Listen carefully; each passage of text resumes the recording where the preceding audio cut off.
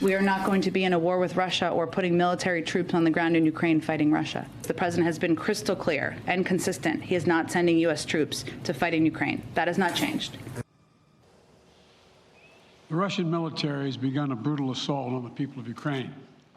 Without provocation, without justification, without necessity, this is a premeditated attack. Vladimir Putin has been planning this for months, as we've been saying all along. He moved more than 175,000 troops, military equipment and positions along the Ukrainian border. He moved blood supplies into position and built a field hospital, which tells you all you need to know about his intentions all along. He rejected every good faith effort the United States and our allies and partners made to address our mutual security concerns through dialogue to avoid needless conflict and avert human suffering. For weeks, we have been warning that this would happen. And now it's unfolding largely as we predicted. In the past week, we've seen shelling increase in the Donbass, a region in eastern Ukraine controlled by Russian-backed separatists. The Russian government has perpetrated cyber attacks against Ukraine. We saw a staged political theater in Moscow, outlandish and baseless claims that Ukraine was about to invade and launch a war against Russia, that Ukraine was prepared to use chemical weapons, that Ukraine committed a genocide without any evidence. We saw a flagrant violation of international law in attempting to unilaterally create two new so-called republics on sovereign Ukrainian territory. And at the very moment that the United Nations Security Council was meeting to stand up for Ukraine's sovereignty, to stave off invasion, Putin declared his war. Within moments, missile strikes began to fall on historic cities across Ukraine. Then came the air raids, followed by tanks and troops rolling in. We've been transparent with the world.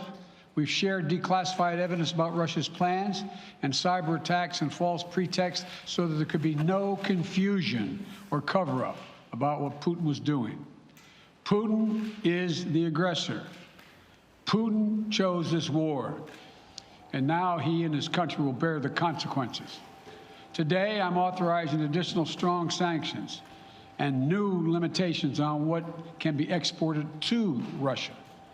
This is going to impose severe cost on the Russian economy, both immediately and over time.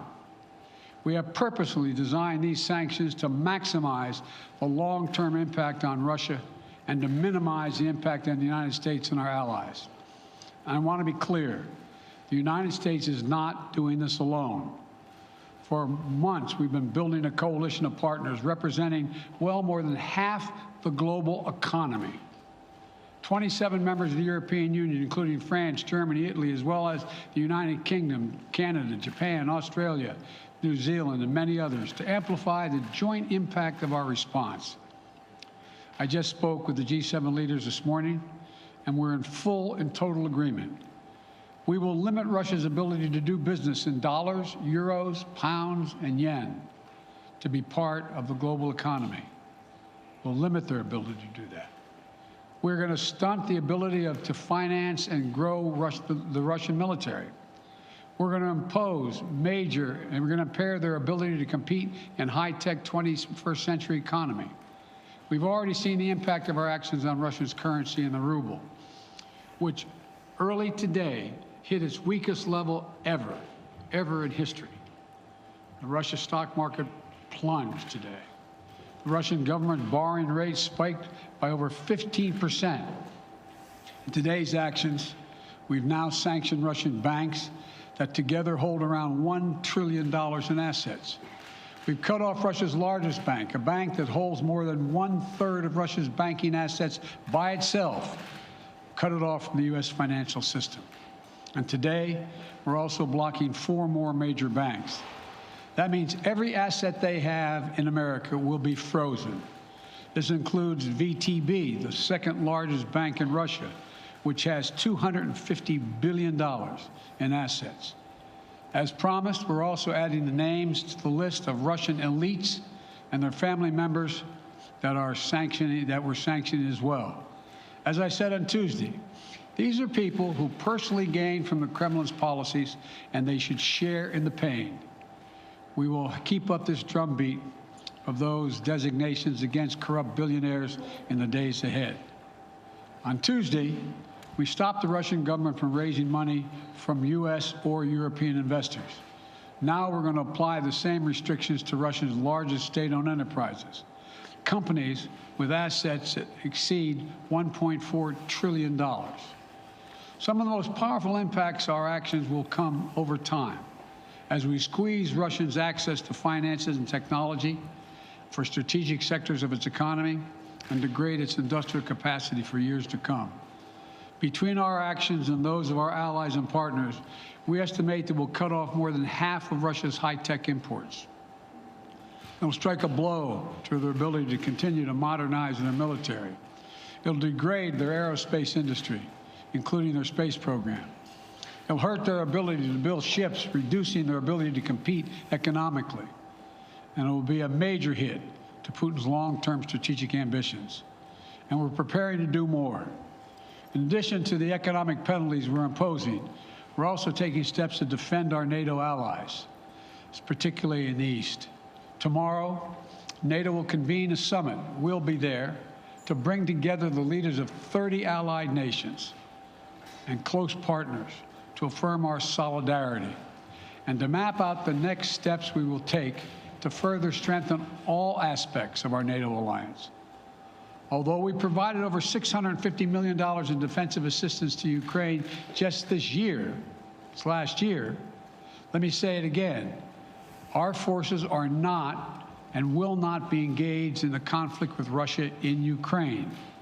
Our forces are not going to Europe to fight in Ukraine, but to defend our NATO allies and reassure those allies in the East. As I made crystal clear, the United States will defend every inch of NATO territory with the full force of American power. And the good news is, NATO is more united and more determined than ever. There is no doubt that the United States and every NATO ally will meet our Article 5 commitments, which says an attack on one is an attack on all. Over the past few weeks, I ordered thousands of additional forces to Germany and Poland as part of our commitment to NATO. On Tuesday, in response to Russia's aggressive action, including its troop presence in Belarus and the Black Sea, I've authorized the deployment of ground and air forces already stationed in Europe to NATO's eastern flank allies, Estonia, Latvia, Lithuania, Poland, and Romania. Our allies have also been stepping up, adding the other allies, the rest of NATO, adding their own forces and capabilities to ensure collective defense. And today, within hours of Russia's unleashing its assault, NATO came together and authorized and activated an activation of response plans. This will enable NATO's high readiness forces to deploy and when and where they are needed to protect our NATO allies on the eastern boundaries of Europe. And now I'm authorizing additional U.S. force capabilities to deploy to Germany as part of NATO's response, including some of the U.S.-based forces that the Department of Defense placed on standby weeks ago. I've also spoken with Defense Secretary Austin and Chairman of the Joint Chiefs, General Milley, about preparations for additional moves should they become necessary to protect our NATO allies and support the greatest military alliance in the history of the world, NATO. As we respond, my administration is using the tools, every tool at its disposal, to protect American families and businesses from rising prices at the gas pump. You know, we're taking active steps to bring down the cost, and American oil and gas companies should not exploit this moment to hike their prices to raise profits. You know, in our sanctions package, we specifically designed to allow energy payments to continue. We are closely monitoring energy supplies for any disruption. We've been coordinating with major oil-producing and consuming countries toward our common interest to secure global energy supplies. We are actively working with countries around the world to elevate collective release from the strategic petroleum reserves of major energy-consuming countries. And the United States will release additional barrels of oil as conditions warrant. I know this is hard, and that Americans are already hurting. I will do everything in my power to limit the pain the American people are feeling at the gas pump. This is critical to me. But this aggression cannot go unanswered. If it did, the consequences for America would be much worse. America stands up to bullies. We stand up for freedom. This is who we are. Let me also repeat the warning I made last week. If Russia pursues cyber attacks against our companies, our critical infrastructure, we are prepared to respond. For months, we've been working closely with the private sector to harden our cyber defenses, sharpen our ability to respond to Russian cyber attacks as well. I spoke last night to President Zelensky of Ukraine, and I assured him that the United States, together with our allies and partners in Europe, will support the Ukrainian people as they defend their country. We'll provide humanitarian relief to ease their suffering. And in the early days of this conflict, Russia propaganda outlets will keep trying to hide the truth and claim success for its military operation against a made-up threat. But history has shown, time and again, how swift gains in territory eventually give way to grinding occupations, acts of mass civil disobedience, and strategic dead ends. The next few weeks and months will be hard on the people of Ukraine. Putin has unleashed a great pain on them, but the Ukrainian people have known 30 years of independence, and they have repeatedly shown that they will not tolerate anyone who tries to take their country backwards. This is a dangerous moment for all of Europe, for the freedom around the world. Putin has committed an assault on the very principles that uphold the global peace. But now, the entire world sees clearly what Putin and his Kremlin allies are really all about. This was never about a genuine security concerns on their part. It was always about naked aggression, about Putin's desire for empire by any means necessary, by bullying Russia's neighbors through coercion and corruption, by changing borders by force, and ultimately by choosing a war without a cause. Putin's actions betray his sinister vision for the future of our world, one where nations take what they want by force. But it is a vision that the United States and freedom-loving nations everywhere will oppose with every tool of our considerable power. The United States and our allies and partners will emerge from this stronger, more united, more determined, and more purposeful. And Putin's aggression against Ukraine will end up costing Russia dearly, economically and strategically. We will make sure of that. Putin will be a pariah on the international stage.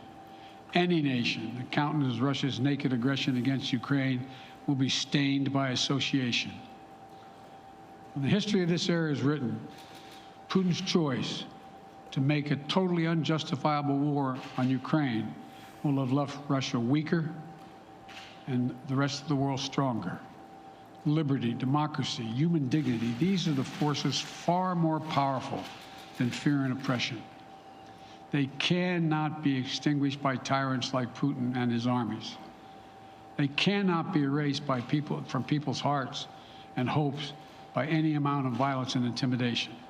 They endure. In the contest between democracy and autocracy, between sovereignty and subjugation, make no mistake, freedom will prevail. God bless the people of a free and democratic Ukraine. May God protect our troops. Associated Press, Zeke. Do you have any plans to speak with President Putin at this point? And what interactions have you had with the Russian government? I heard the first part. Do I have any plans to speak with Putin at this point, and what? What communications have you had with the Kremlin as far as military operations in Ukraine and making sure this does not spiral into a larger conflict? Well, it's a large conflict already. The way we're going to ensure it's not going to aspire to a larger conflict is by providing all the forces needed in the Eastern European nations that are members of NATO. NATO is more united than it's ever been, and I have no plans to talk with Putin. Wall Street Journal, Tarina. Mr. President, you didn't mention SWIFT in your sanctions that you announced. Is there a reason why the U.S.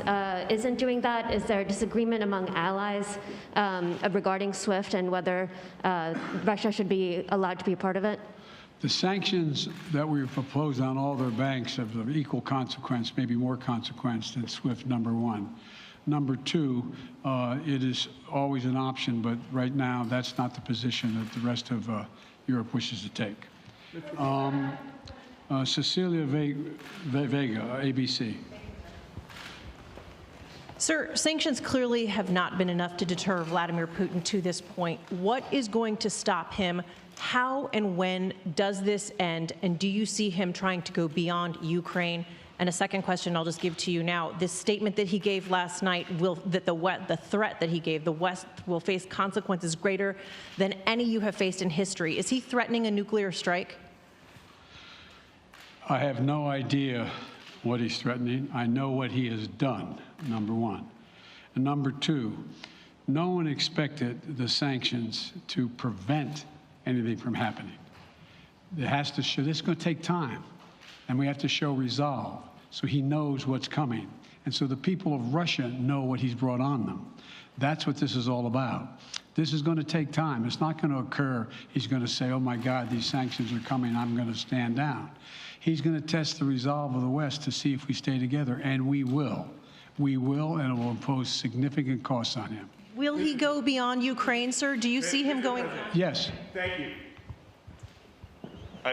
Two topics, just really quick. First, markets are down and gas prices are up. I know you always stress the difference between Wall Street and Main Street, but everybody seems to be in for some economic pain. How economically painful is it going to get for people in this country? And I do have one more question. First of all, there's no doubt that when a major nuclear power attacks and invades another country, that the world is going to respond, and markets can respond all over the world. So there's no doubt about that, number one. Number two, the notion that this is going to last for a long time is highly unlikely as long as we continue to stay resolved in imposing the sanctions we're going to impose on Russia, period. What's your next question? I'm sorry. The next question is, did you underestimate Putin, and would you still describe him the way that you did in the summer as a worthy adversary? At the time, he was, I made it clear, as an adversary, and I said he was worthy. I didn't underestimate him. And I've read most of everything he's written. Did you read I shouldn't, I'm not a wise guy. You heard the speech he made, almost an hour's worth of speeches, why he was going into Ukraine. He has much larger ambitions in Ukraine. He wants to, in fact, reestablish the former Soviet Union. That's what this is about. And I think that his ambitions are completely contrary to the place where the rest of the world has arrived. And with that, with his ambitions, you're confident that these devastating sanctions are going to be as devastating as Russian missiles and bullets and tanks? Yes, Russian bullets, missiles, and tanks in Ukraine. Yes, I am. Thank you, President Biden. If sanctions cannot stop President Putin, what penalty can? I didn't say sanctions couldn't stop him. But you've been talking about the threat of these sanctions for several weeks now. Yes, but the threat of the sanctions and imposing the sanctions and seeing the effect of the sanctions are two different things. They're two different things. And we're now he's going to begin to see the effect of the sanctions. And what will that do? How will that change his mindset here, given he's attacking Ukraine? Because it will so as we weaken his speak? country that he'll have to make a very, very difficult choice as to whether to continue to move toward being a second-rate power or, in fact, respond. You said in recent weeks that big nations cannot bluff when it comes to something like this. You recently said that the idea of personally sanctioning President Putin was on the table.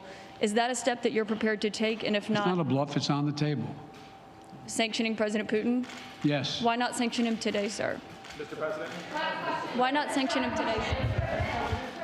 Mr. President, if I can, you detailed some severe and swift new sanctions today and said the impact it will have over time. But given the full-scale invasion, given that you're not pursuing disconnecting Russia from what's called SWIFT, the international banking system, or other sanctions at your disposal. Respectfully, sir, what more are you waiting for? Specifically, with the sanctions we've imposed exceed SWIFT. The sanctions we imposed exceed anything that's ever been done. The sanctions we imposed have generated 2/3 of the world joining us. They are profound sanctions. Let's have a conversation in another month or so to see if they're working. Yes. Can I ask you about Zelensky? Sir, you spoke to Vladimir Zelensky yesterday, sir. You spoke to Vladimir What's the risk that we are watching the beginning of another Cold War, and is there now a complete rupture in U.S. and Russian relations? There is a complete rupture right now in U.S.-Russian relations if they continue on this path that they're on. And in terms of a Cold War, that depends. You have the vast majority of the rest of the world in total opposition to what he's doing, from Asia to South America to Europe to around the world. And so it's going to be a cold day for Russia. The idea, you don't see a whole lot of people coming to his defense. And are you, if I could follow up, sir, are you urging China to help isolate Russia? Are you urging China to help isolate Russia? I'm not prepared to comment on that at the moment.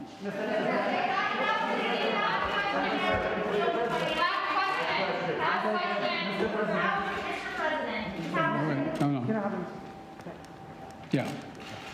No.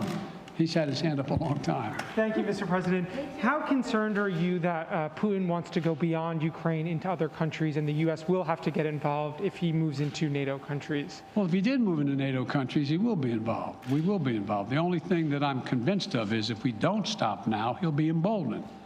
If we don't move against him now with these significant sanctions, he will be emboldened.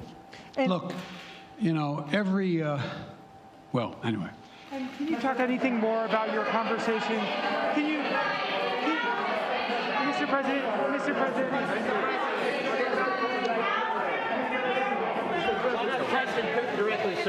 Why not sanction Putin directly today? I'm sorry, I can't hear you. Sir, India, which is a major defense partner of the United States, is India fully with you on the issue of Ukraine and Russia? Does the Defense Department of the United States? Sir, India is one of your major defense partners. Is India fully in sync with the United States on Russia? We're in consultation with India today. We haven't resolved that completely. One more question.